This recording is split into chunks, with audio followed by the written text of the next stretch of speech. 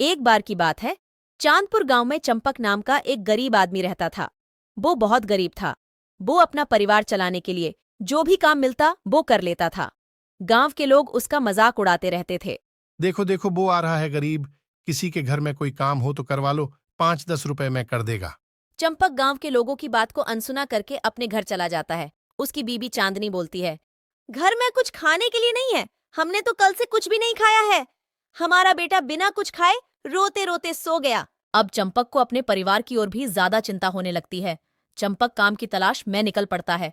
देखो वो जा रहा है गरीब, ऐसे लोगों को तो मर जाना ही चाहिए। कम से कम गरीबी से छुटकारा तो मिल जाएगा। चंपक उसकी बात को अनसुना कर देता है और सेठ के पास जाता है। सेठ से बोलता है, साहब कोई काम हो तो मुझसे करवा लो। तुम मुझसे कोई भी काम करवा सकते हो। बदले में मुझे पैसे दे दो। मुझे पैसों की बहुत जरूरत है। तुम जैसे लोगों को मैं अच्छी तरह से जानता हूँ। काम के बहाने घर में चोरी करने आते हैं। जाओ निकलो, यहाँ नहीं मिलेगा तुम्हें काम।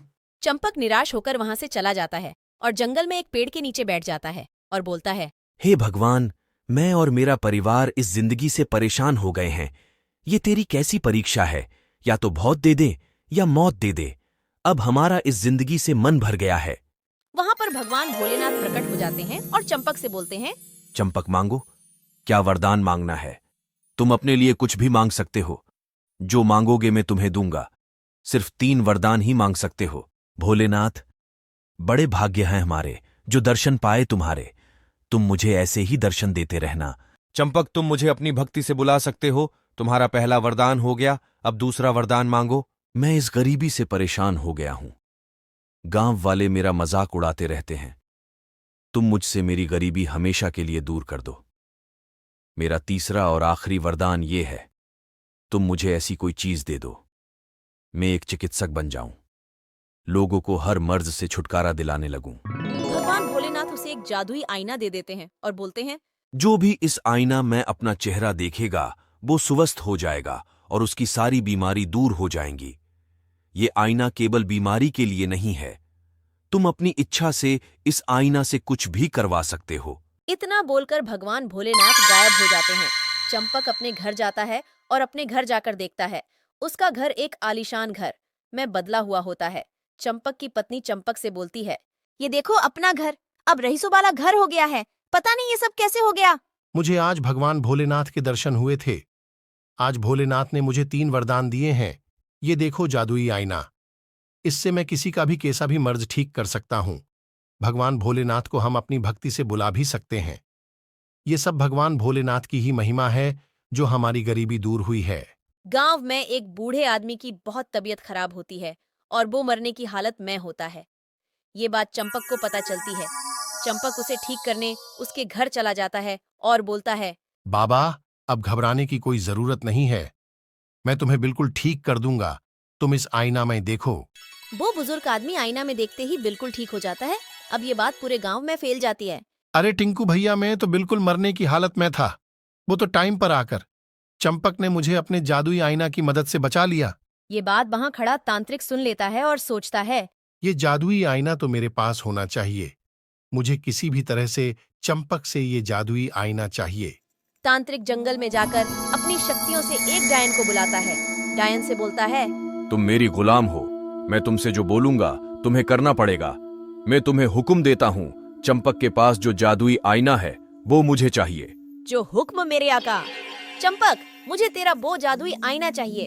अगर नहीं दिया तो इसकी सजा तुम्हें मिलेगी और पूरे गांव को मैं खत्म कर दूंगी। खत्म तो मैं तुझे करूंगा, कमबख्त डायन। मैं तुझसे भी ज्यादा शक्तिशाली हूं। मैं तुझे इस आईना की मदद से अभी भस्म कर दूंगा।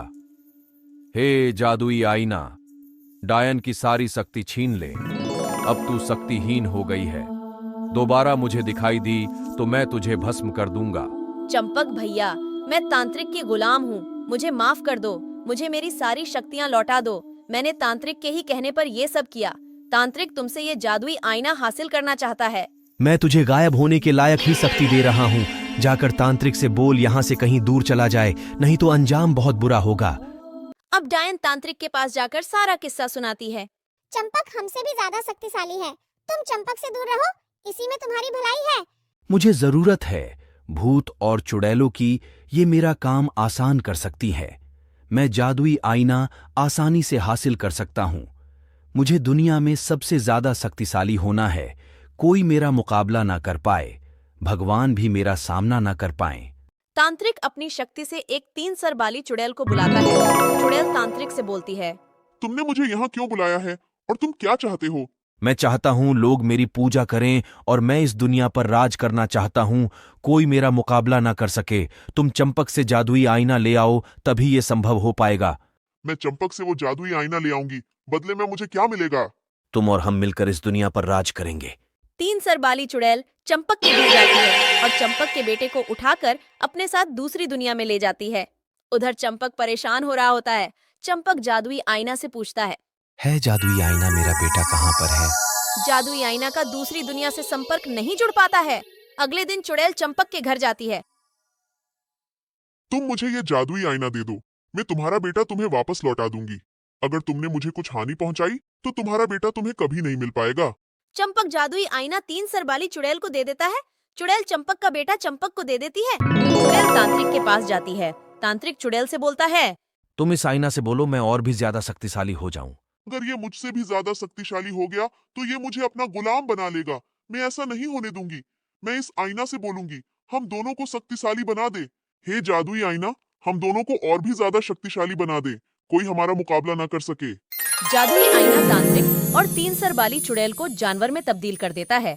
तांत्रिक को गधा और चुड़ैल को बकरी बना देता है।